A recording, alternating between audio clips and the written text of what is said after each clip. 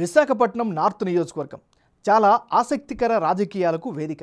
2008లో ఈ నియోజకవర్గం ఏర్పడింది. అప్పటి నుంచి కాంగ్రెస్, బీజేపీ, టీడీపీ వరుసగా గెలిచాయి. 2019లో ఉత్తర నియోజకవర్గం నుంచి గెలిచిన టీడీపీ అభ్యర్థి గంటా శ్రీనివాసరావు రాజీనామా చేశారు. స్పీకర్ తన రాజీనామాను ఆమోదించారు. మారిన రాజకీయ పరిణామాల రీత్యా ఈసారి గంటా శ్రీనివాసరావు భీమిలి నుంచి పోటీకి దిగారు. మరోవైపు టీడీపీ, జనసేన, బీజేపీ పొత్తుల్లో భాగంగా ఈసారి సీటును బీజేపీకి దక్కింది. మాజీ ఎమ్మెల్యే విష్ణుకుమార్ రాజు బీజేపీ తరపున పోటీ చేస్తున్నారు. వైసీపీ నుంచి కేకే రాజు బరిలో నిలిచారు. మారిన రాజకీయ లెక్కల్లో ఈసారి విశాఖ నార్త్లో గెలిచేదెవరు? గ్రౌండ్లో పరిస్థితులు ఎలా ఉన్నాయి?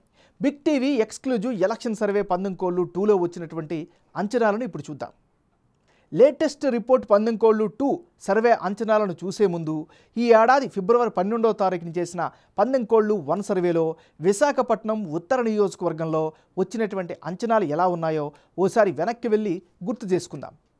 19:1 సర్వే ప్రకారం విశాఖ నార్త్ నియోజకవర్గంలో వైఎస్ఆర్ కాంగ్రెస్ పార్టీకి అనుకూలంగా 48%, అప్పట్లో తెలుగుదేశం పార్టీ అభ్యర్థిగా ప్రొజెక్ట్ అయినటువంటి గంటా శ్రీనివాసరావుకు 42% ఓట్లు వచ్చే అవకాశాలు కనిపించాయి. అదే సమయంలో ఇతరులకు 10% ఓట్లు దక్కే అవకాశం ఉన్నట్లుగా అప్పట్లో చేసినటువంటి 19:1 సర్వేలో తేలింది.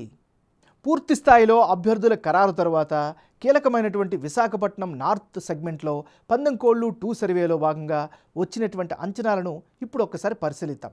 ఇప్పటికిప్పుడు ఎన్నికలు జరిగితే విశాఖ నార్త్ నియోజకవర్గంలో వైఎస్ఆర్ కాంగ్రెస్ పార్టీకి అనుకూలంగా 47% ఓటింగ్ కనిపిస్తోంది. భారతీయ జనతా పార్టీ అభ్యర్థిగా బరిలోకి దిగినటువంటి విష్ణుకుమార్ రాజుకు అనుకూలంగా 46% ఓట్లు దక్కే అవకాశాలున్నట్లుగా తెలుస్తోంది.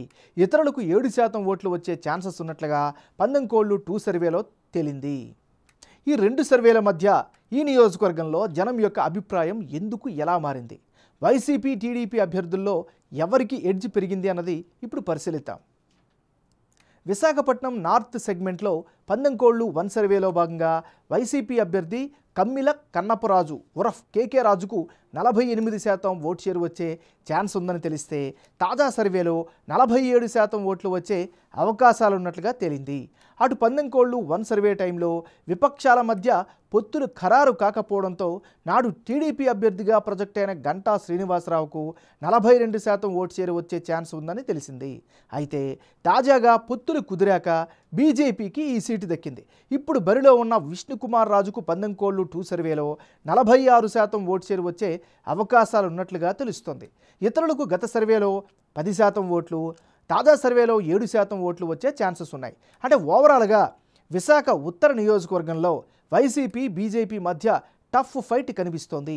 ప్రస్తుత పరిణామాల ప్రకారం స్వల్ప ఎడ్జ్ వైసీపీ వైపు ఉంది. రెండు సర్వేల్లో విశాఖపట్నం నార్త్ సెగ్మెంట్లో అభ్యర్థుల మధ్య మారిన ఓట్ల శాతం, అందుకు గల కారణాలను ఇప్పుడు పరిశీలిద్దాం.